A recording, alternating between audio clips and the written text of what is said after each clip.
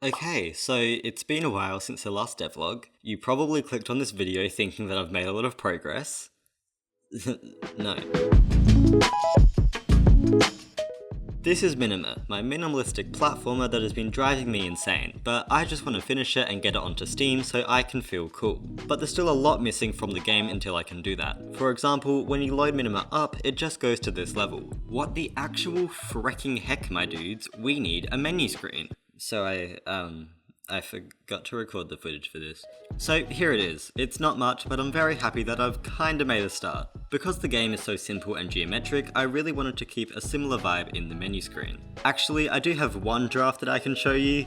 Yeah, it's not too good, but it's better now. It's not great, but it's better.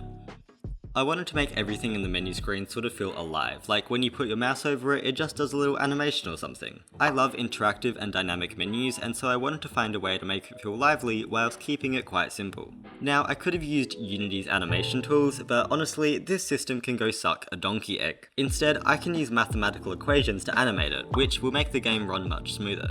So I did some googling and found this Unity package called DoTween, or .tween, I don't know, but it was cool. It made it really easy to animate simple objects, which is exactly what I wanted to do. I then rolled my way into Photoshop, where I used my absolutely amazing art skills to create some icons, and then whacked everything into Unity to put it all together. Here's the main menu, and you can click on any one of these buttons. This is the world select, which is looking pretty bland at the moment, but don't worry, we'll come back to that. Then we have the stats page, and let me tell you, this scroll area thing was an absolute b-hat to code, not because it was hard, but because I'm really stupid. This is where you'll be able to see all of your best times for each world, and it's obviously not implemented yet because I haven't done any level design, but I will come back to this probably near the end of development.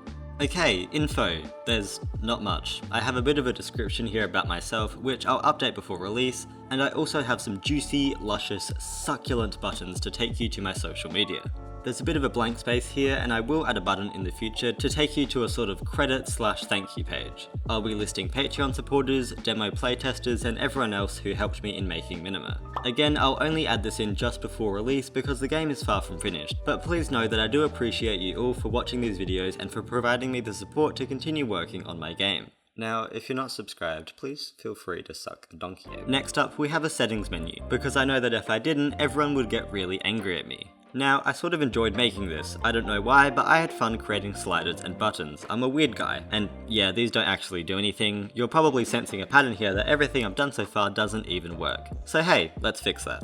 Going back into the world select screen, I wanted to make each of these squares sort of like portals into each world. So I got to work on making a really small and cute level to place behind this first square, and look at how adorable this is. It actually took quite a bit of time to figure out how to do this, but I ended up using render textures. There are actual big boy levels above the menu, and those get transferred into little squares on the world select screen. Not sure if this is the best way to handle it, but I'm pretty happy with it for now. The problem here is that it still doesn't work. Nothing happens when you click on it, and so I made a new menu screen with all of the world info.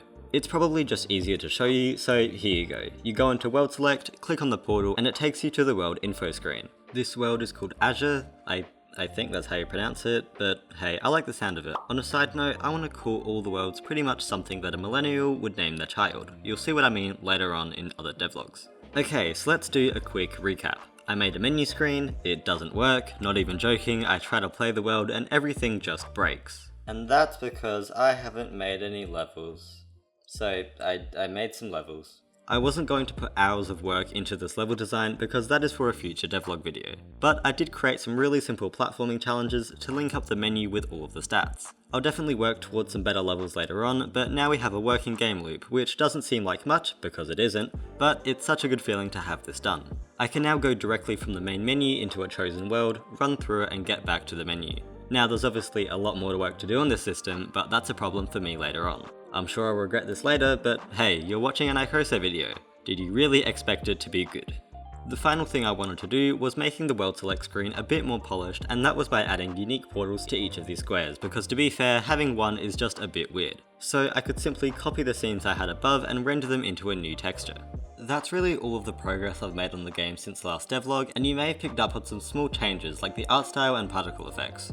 It's honestly not too different, but while I have this time lapse going on in the background, I want to talk about something that most game developers will come across when creating their games, and that is a lack of motivation. For about 2 or 3 months, all I did was focus on the art style of Minima and trying to make it look better, even though I knew that the gameplay comes well before aesthetics. But for some reason, I got super caught up in it and I was never happy with what I was doing, leading me to obviously having less motivation to work on the game. Now, what I think is the best piece of advice that I can give people, it is to work on different aspects of your game. When you've been programming for too long, try making some art, and when you're bored of that, head over into your music software and create some songs. And that is exactly the thing that I didn't do.